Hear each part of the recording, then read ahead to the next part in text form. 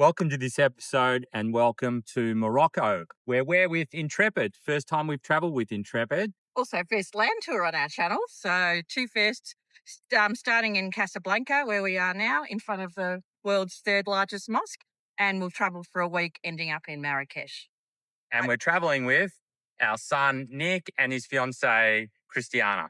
So, multi-generational adventure. We're Andrew and Leonie, and we like to cruise and travel.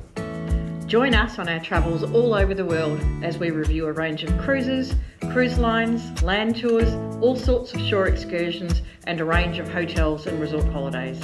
And remember to like and subscribe.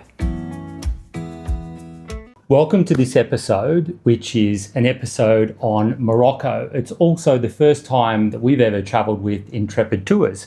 So it will be really interesting for all of you to see what we think of Intrepid. So let's start with who Intrepid is and what it is that they actually offer. Intrepid have been operating for over 30 years and specialise in small group global adventure travel. We had 12 people on this tour. Maximum group size for this tour. A few Americans, a passenger from the Dominican Republic, a Brit, and over half of us were actually from Australia. And Leonie, what was the name of the Intrepid tour we went on and where did it actually go? Classic Morocco is what it's called. 8 days. Started in Casablanca, went to Fez for 2 nights, then onto a luxury Sahara tent desert camp. I love that. Yeah, Todra Gorge. Hope I get this right. Ait Benhaddou, and the last stop where we are now, Marrakesh. Just a note on that, it's 1 night at each place except for Fez, so it's a busy, busy trip. So Mohammed, what is it that you like best about Intrepid? What do you think they do best? As a tour leader that working for Intrepid, I really like the fact that we are like a sustainable travel company. So we care like about the local communities. We help them, we support them. Because we've had like a local dinner, Exactly. And we've got the tea with the ladies. That's an example of what we do. Also, like for example, we hired a local guide with us, and also we respect the environment. So it's something that we also like do. Yeah, I think that's a really interesting point. Mohammed is our tour leader, but every day at every different site we've been to, we pick up a local tour guide who actually does the tour because they're from that area and they know it best. Exactly, and they know it best. And we leave some like good impact on the places we visit. That's important. And we get to show our guests the best of Morocco. Day one, we flew in from Paris to Morocco's largest city, Casablanca, where the tour started. The flight was easy and we were met by an Intrepid staff member outside the airport. The 4 of us were immediately whisked away to our hotel in a pretty luxurious Mercedes Vito van. It was pretty easy. It was. That trip was about an hour from memory, and our first culture shock of what Morocco's like out the windows. That evening we had a tour group meeting with our tour group leader, Mohammed. He's been with Intrepid for 2 years. So that night, pretty tired as you always are after travelling day, Mohammed suggested a restaurant across the road and we went there and we were blown away by how good the Moroccan food was. What an introduction to Moroccan food. Introduction. So no beer or wine. Yeah, no alcohol. That was something that surprised us, but that's continued all week. But the most delicious tagine, couscous, pastilla, I think is how you say it, which is a savoury sweet, weird, chicken pie, a specialty of Fez, so we had it again the next day, and salads. Moroccan salads are incredible. A real highlight. So that food set a pretty high bar as to what the food for the rest of the week was going to be, which is fine. So day 2, early start. Most mornings were, but day 2, packed, started loading our minibus by 8 a.m. All I can say is that our bus driver, who we were introduced to, Ayub, is a Tetris magician. Somehow he fitted all our bags into the back of that van. Don't know how he did. Some days it took him longer than others. I don't know how our bags grew. I think one day it actually took half an hour. Yeah. So great job, Ayub, not just that, but the driving as well. Our first stop in Casablanca was to the mosque of Hassan II. It's actually the 3rd largest mosque in the world. It was named after the father of the current king of Morocco, and it was built in 1987. Now, I've not been to a lot of mosques before. In fact, Cairo and Istanbul only, I think. But we were welcomed in with open arms. There was an English-speaking guide that took us around and showed us all the sites and actually explained a lot to us about Islam as well. I thought it was a terrific introduction to Morocco, and I really enjoyed the mosque tour. Yeah, no, I did too. The mosque is massive, obviously, third largest in the world. Gargantuan proportions, immaculately clean, equal parts welcoming and solemn. There's beige-coloured marble everywhere. That sounds boring, but it's not. No, it was beautiful. Mosaics and the carpets were pristine. It's huge. It can hold 80,000 people inside and out. We were told it's first come, best dressed. I don't know if inside or out would be more, I suppose depending on the time of year, inside would be preferable, outside other times. Great start to our trip and a privilege to visit. Our next stop was a lunch stop in Moulay Idris, where we were treated to a special Intrepid event, which was a home-cooked meal in a real Moroccan family home. We were served by 3 generations, the grandparents, the parents, and even the children, and both the table set up and the food served was excellent. It was a fantastic way of beginning an Intrepid immersion into modern Moroccan culture. So after a delicious lunch, we headed a short way further onto the old Roman town of Volubilis. Now, Romans, yes, it's a recurring theme, but we didn't actually know there was going to be anything Roman in Morocco. No, we love Roman history on this channel. Tell us, Andrew, about the Romans. Yeah, I love Volubilis. It was actually a settlement by the Berbers in the 3rd century before Christ, before the Romans moved in during the 1st century and developed the town. The ruins of Volubilis are still very impressive with a triumphant arch. I think they call it the Arc de Triomphe.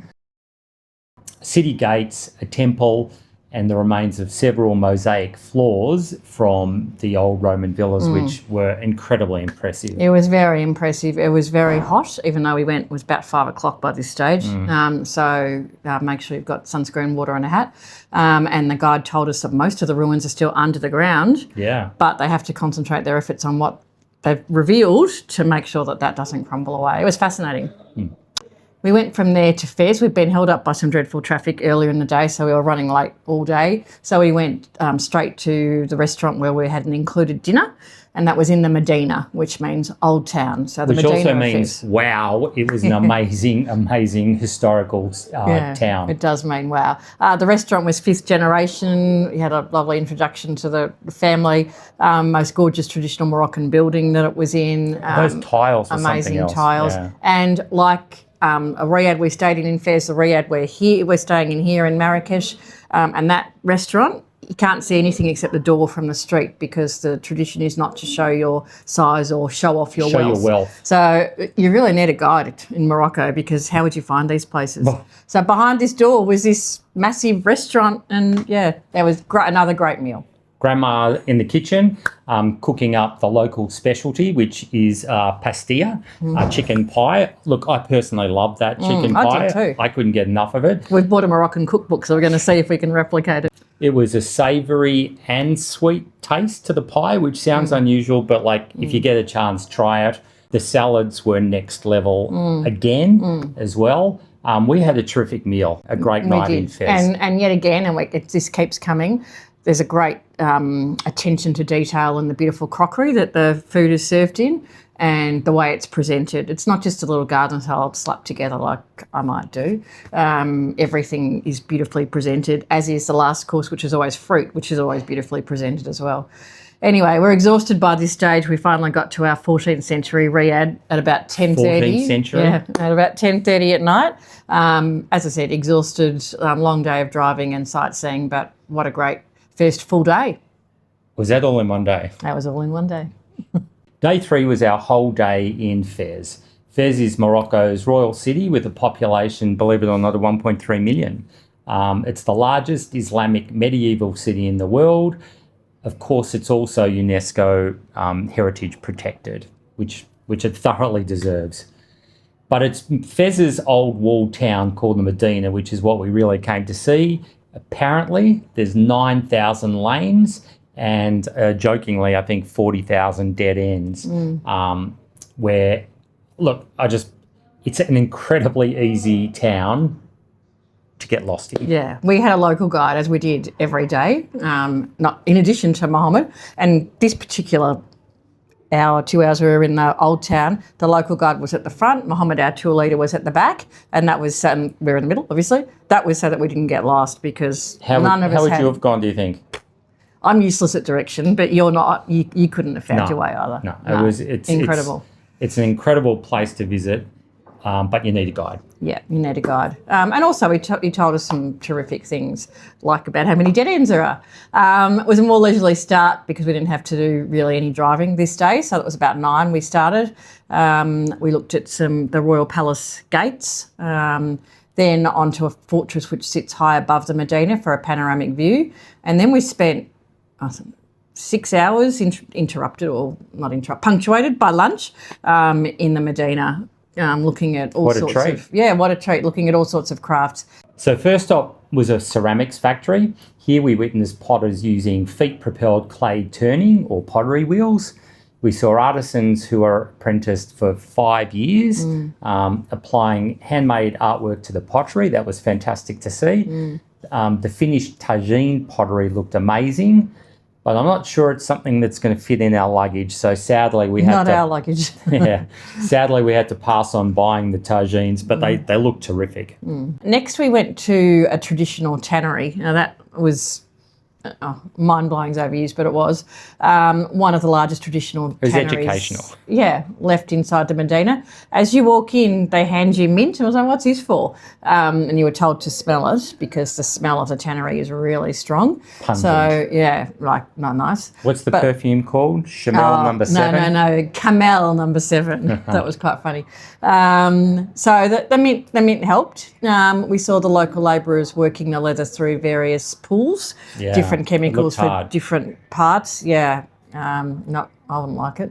Again, no spare room in our luggage to buy anything, but lots of options if you wanted to, and it was fascinating to see. Yep. Lunch was inside another riad, dating again from the 14th century. A beautiful, fully tiled building with accented timber. Just getting a look inside was worth the price we actually paid for the lunch. Again, the salads were amazing. Leonie, you opted for a chicken tagine with lemon, and I went for the Fez specialty again, which is the pastilla or chicken pie. We were also shown, hopefully I get this right, Al Qarawiyyin University, which has some rights to claim itself as the oldest university in the world. It dates from 859 AD. Amazing. So, yeah, had a great time in the Medina, saw heaps of interesting things and learnt a lot from our tour guide that day.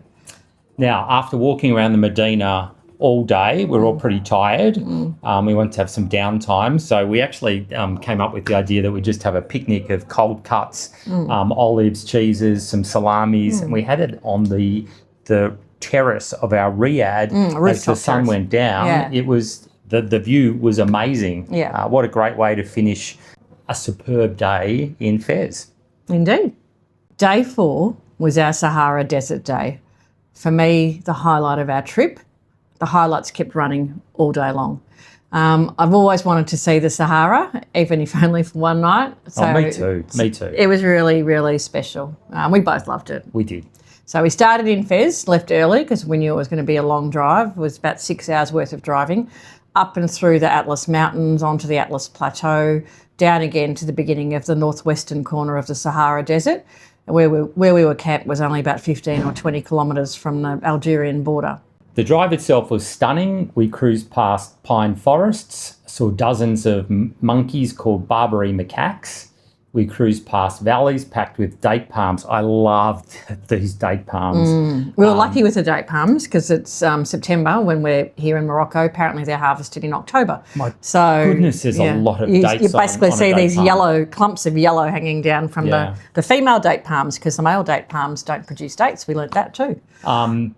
They basically congregated around what I would define as oasis, desert oasis, which was my first time I've ever seen that sort of landscape and scenery. So I loved it. Me too.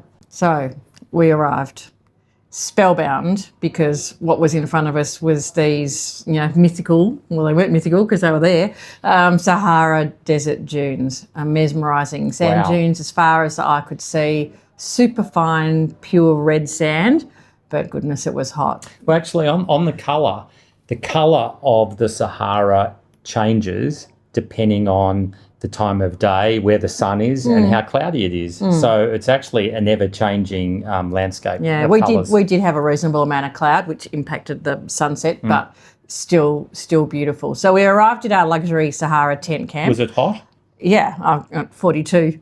That's amazing. And that was late in the day by the time we got there, about 5:30. Just in Fahrenheit? 104 or a bit more, I think. Yeah, I think it's a little more. Might have been a bit more. So, yes, very hot. Very hot. Upon arrival at our luxury Sahara tent camp, we were ushered to our tents, which were surprisingly spacious with ensuite toilet and shower, a queen bed, a small lounge area. The best part, given the heat, was the air conditioner, which worked really, really well.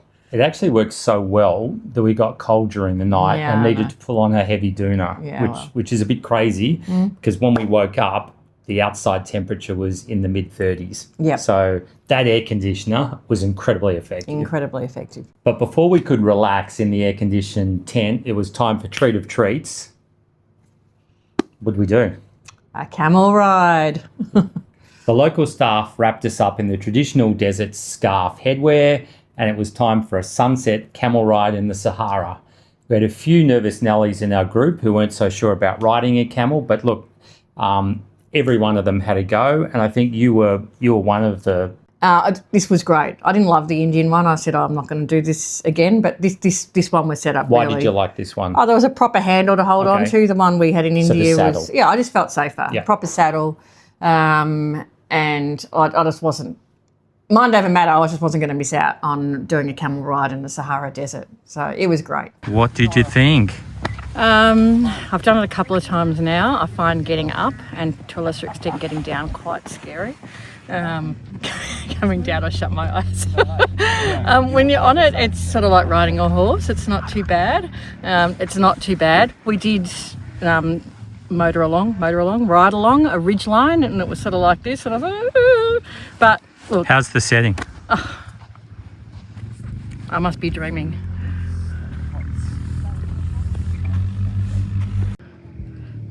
Definitely worth doing.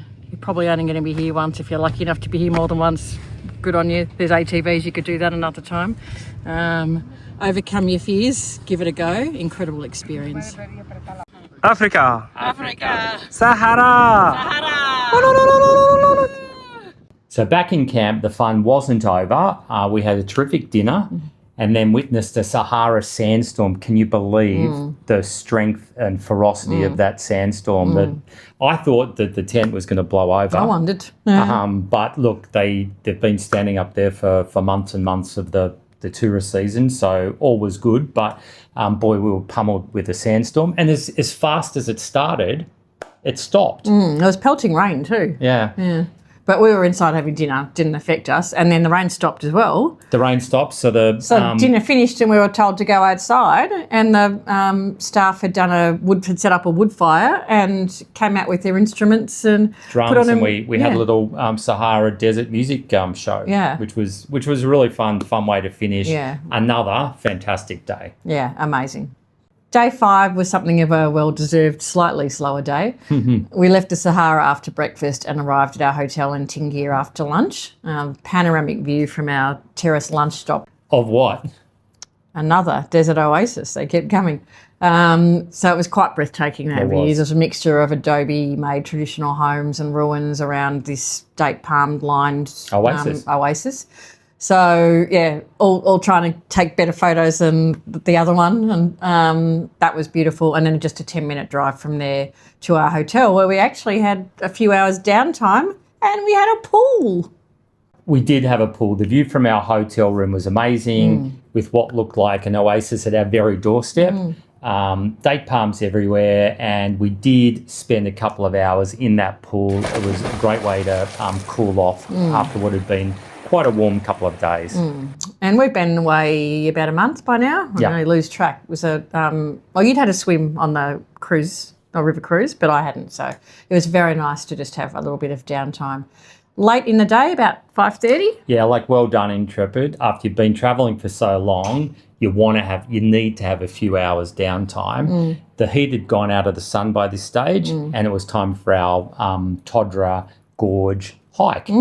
So we trekked through, again with a local guide, we trekked through kilometres of orchards tended by local families who either farm or forage or both for all sorts of fruits, nuts and some vegetables.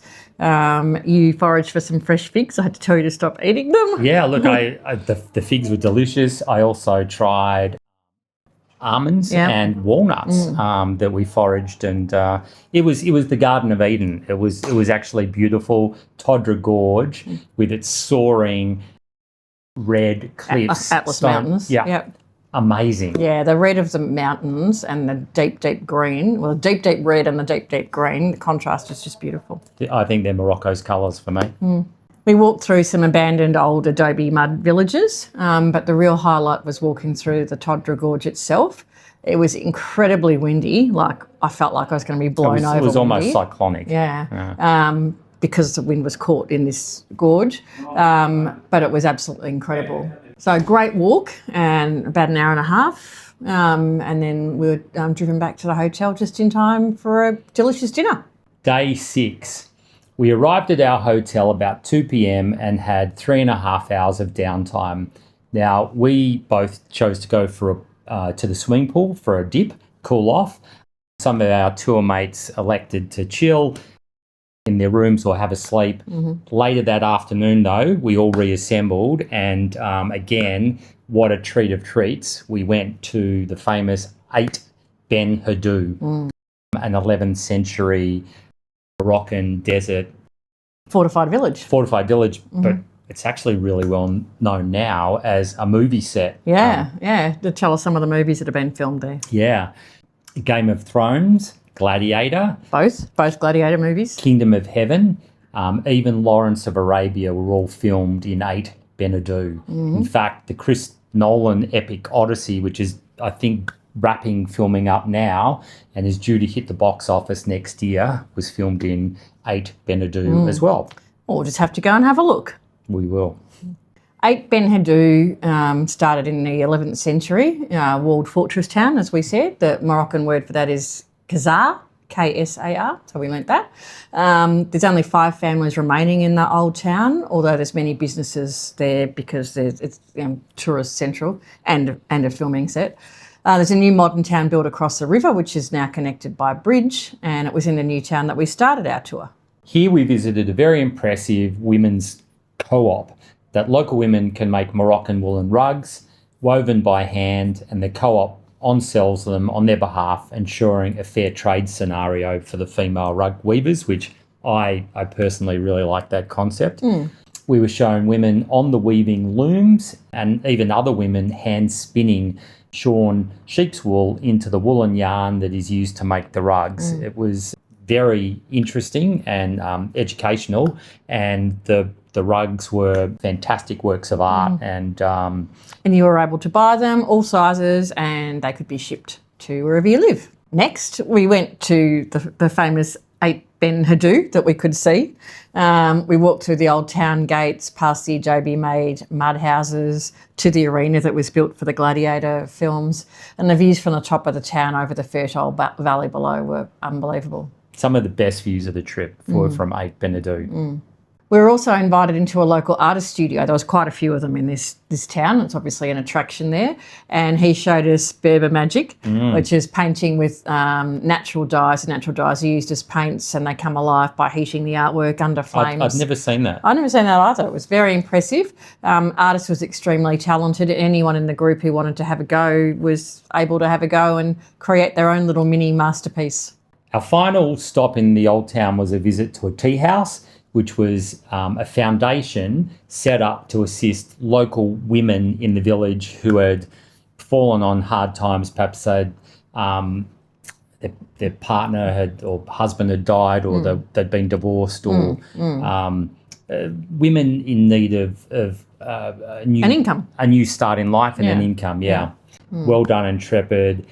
for supporting, I think, such a worthwhile initiative. And at that restaurant, they also offer lunches and cooking classes. So, that was a characteristic of Intrepid, is to try and help the local communities where they're taking tourists, and this was one way that they do. Yeah, look, if my tourist dollars have got to go somewhere, I really like the idea that somebody's putting a bit of thought into, putting them into the best causes that exist. Yeah. And then back to the hotel we went for a dinner that was at about 8:30. It was an included dinner at our hotel. What do we have? We started off with yet another Moroccan salad, different from ones we'd had before. Yeah, delicious. We did love our Moroccan salads. And two tagines. One was vegetable. That was really yummy, beautifully arranged vegetables. And then the meat dish was beef and turkey meatballs. Yeah, they were really yum. This would be my favourite tagine of the trip. I really loved it. It was absolutely delicious. And bread, as always, a flat bread that we've come to know. And dessert. Yet more fruit. Fruit. Yum. So day 7, our last port of call, where we are now, Marrakesh. Tell us about that. Well, tell us about today. Well, we drove, again, I thought it was a great day. We had a treat driving through and to the summit of the Atlas Mountains. I think the highest point we got to was 2,300 metres. So we went up over the pass and then down into Marrakesh. It was a pretty easy, comfortable drive. Yeah, Mohammed had warned us that 2 hours odd would be very windy. So I took travel sickness tablets, and as did Nick and Christiane. You never get car sick, and I didn't have an issue. We stopped for coffee, which broke the journey up, and we arrived into Marrakesh about lunchtime. Yeah, well, in time for lunch. And another women's co-op. This time the women exist to help women who have suffered from domestic violence, and they also help, and their children, and they also help refugees. So the lunch that they cooked for us. I think, sorry, just to jump in there, they've actually helped over 5,000 women in the 26 years since they've been established. So an incredibly worthwhile foundation, and again, one that I was rapt that our tourist dollars were going towards to make agree. A small absolutely. assistance. Apparently lunches is something they've started recently, so we had a lovely chicken tagine there, Moroccan salad again. It served in a little mini tagine, which was so cute, and then a chicken tagine and fruit. And then it was no. So that was lovely, because you feel like your dollars helping people who really need it. Here. Then it was off to the Marrakesh Medina. Yeah. Wow. And all the chaos, all the smells, all the colour, chaotic all the bazaar. sights. But terrific. So we had a guided tour. We walked through the souks, and we went to the Secret Garden, which is actually new. It was finished in 2016. That was beautiful. We grabbed a drink there. Yeah, refreshing cold drink. Cold beer. You actually got a beer. That's the first time you've been able to buy a beer, Casablanca beer. It was called. It was great. So that was lovely. Then had another walk through the bazaar to a spice place where a lovely lady showed various a remedy to open your sinuses.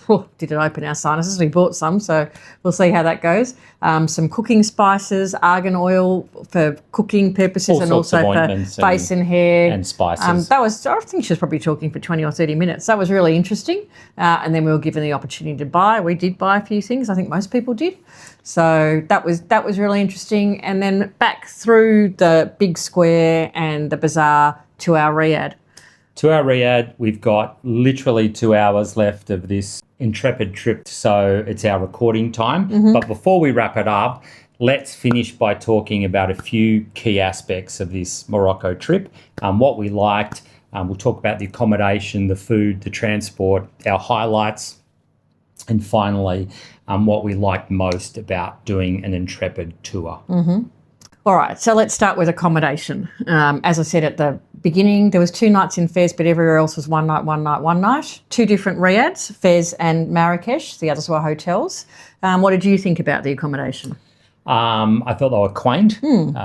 Everything was different. I love the fact that there was aircon in every place we stayed. Good aircon as well. It was hot. This trip, it was hot. We did it in First week of September. Yeah. It was hot, and it was a real sanctuary to come back to the hotel room or the Riad, knowing that the aircon was like super nice. There was also the first night the Wi-Fi was not so hot, but everywhere else the Wi-Fi was really good. So if you wanted to spend your downtime in your room with the air conditioning on, streaming Netflix or doing emails or whatever, you could do that. What was your favourite ACOM that we stayed in? Oh, I'd probably have to say the Sahara tent, only because it was in the Sahara, but not because of not judging accommodation against accommodation, judging the experience. For me, it was probably Fez. For me, it was the Fez Medina, the Riad that we stayed in with the tile work. I'd never seen anything like it. It blew me away. So. I think also we had 2 nights there, so you got to appreciate it a bit more rather than getting in late and packing up the next morning. But the accommodation was better than what I expected. I was pleasantly surprised. Food. I thought it was really tasty. Pleasantly surprised at the appearance of the food and the taste. I've got to say, probably found a new cuisine, Moroccan, particularly the salads, the pastilla, the tagines. I actually thought the food was a real highlight of this trip. Yeah, I agree. Breakfast is included every morning. They're all a bit different, but that was basically continental. So if you're wanting something bigger and heartier, you might want to buy some snacks. But the lunches and dinners, some were included, some were not. The ones that weren't, you generally, in fact, pretty well always needed cash. So there's ATMs. You definitely need some cash on this trip. There's ATMs everywhere, but don't let yourself run out because you need cash every day. Transport. The minibus was an 18-seater. It was actually a Renault Master. There were 3 seats in the front for the driver and the guide. That left 15 seats in the back, which we shared between 12 passengers. So there were actually a few spare seats, which was good. I think 12 was actually the perfect number. 14 would be a bit of a squeeze, I think. The minibus was pretty much brand new. It was in mint condition. It was cleaned out every day. And the seating configuration was rows of 2 seats together, an aisle, and then another single seat. So, the singles in our group could sit in the single seats and everybody had a seatbelt and were encouraged to use it because there were random stops where we literally had a policeman peer in to see if everyone was wearing a seatbelt. The police were definitely looking to hand out some fines. And the fine would be yours if you're not wearing it because you were told. You were told. There was also USB chargers and individual aircon controls and lights. So it was very comfortable, albeit a little bit tight. Yeah, I'd say there was one negative, that the leg room was tight, and I've got short legs. So minimise the stuff that you bring with you that stays in the van. There is a luggage rack, but it doesn't hold inside. It doesn't hold very much. An overhead rack. So it worked fine. It was comfortable. It was very well air-conned, but it was a little bit tight with the leg room. Yeah, and then you've alluded to it already, but the luggage, the bigger luggage, was a challenge to fit in. So let's move on to the key highlights of this trip. For me, it was the Sahara stay and the camel ride. I think it was probably the same. Yeah, I don't know. What am I supposed to say? But yeah. Look, I think, to be honest, I think that probably everybody's highlight. How many times do you get to go to the Sahara Desert? I did love Ait Benhaddou though. Yeah. That was stunning. I felt like I was like, that was surreal. Yeah. Yeah, it was like, am I in Disneyland? Am I in a film set? This isn't real, but it was. Yeah. That was only yesterday, so I think that's going to, the whole trip, in fact, I think will take some time for us to process and really think, wow, we saw some stuff. Yeah, we did. We saw it in a very short period of time. Yeah. Every day had its standouts. I think that's fair to say. Yeah. So let's move on to what we think is special about Intrepid, what we liked about Intrepid. Well, what did you think? It was busy, go, go, go. We achieved and saw so much every day. And learnt a lot. Oh, so much. Nobody could say it was boring. No. Looking back on where we went, what we saw and what we did each day, I actually can't believe we packed so much into just 8 days. Actually, really just 7 days. Yeah, it wasn't really just 8 days. Yeah. Given what we saw and achieved, it felt like a much longer trip than just a week. Yeah, I agree. I love the organisation. Everything was carefully structured to a timetable.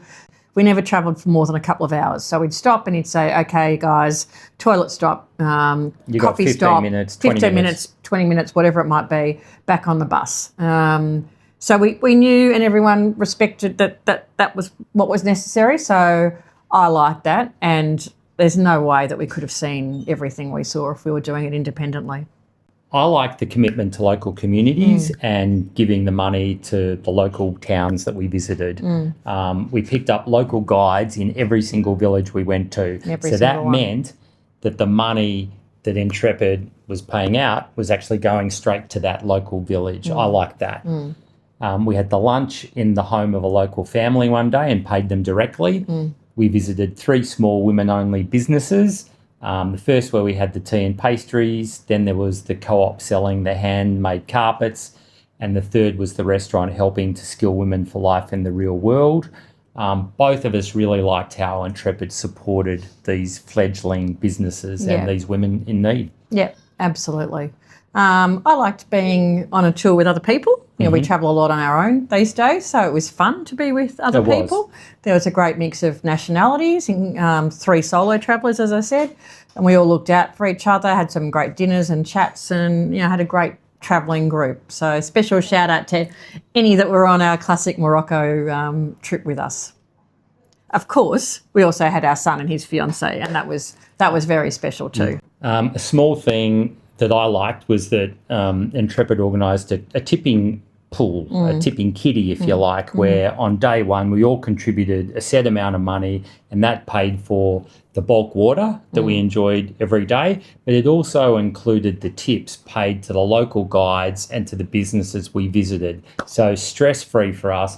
We didn't need to find money or coins. It was just done for us. I liked that.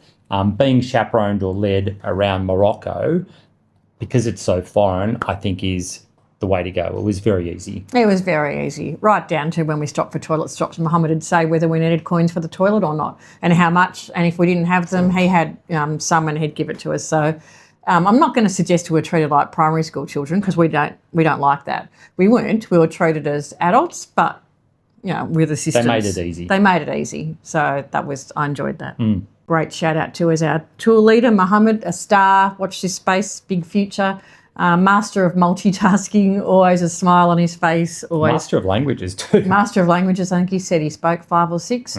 Always a smile on his face, always full of enthusiasm. No question went unanswered. He was very knowledgeable and very proud of his country. Lots of energy, never complained of being tired, and a hard gig, I reckon. So great job, Mohammed. You made the whole trip terrific. And that brings us to the end of this episode. We'd like to thank Intrepid for hosting us. We actually really enjoyed the tour. Thanks also to Nick and Christiana. The multi-generational aspect worked fabulously. We look forward to many more trips in the future together. Yeah, Nick and Christiana don't live with us, so it was lovely to have that time one-on-one with them. So thanks for watching, everyone. We hope you enjoyed this episode on Morocco and learned some things about Morocco and also about Intrepid. If you liked the episode, hit like, hit subscribe if you haven't done that already. See you next time as we return to ocean cruising, actually with Azamara. Our very first episode on this channel was with Azamara, where we did the Croatia intensive. And where are we going next? So this time it's the Spain intensive. Basically 13 months after we did Croatia. The Spain intensive, we're going to start in Bordeaux, not in Spain, but in Bordeaux, and basically hug the Spanish coast and finish in Barcelona. So watch out for that. Keep an eye out for that episode. Thanks for watching, and bye for now. Bye.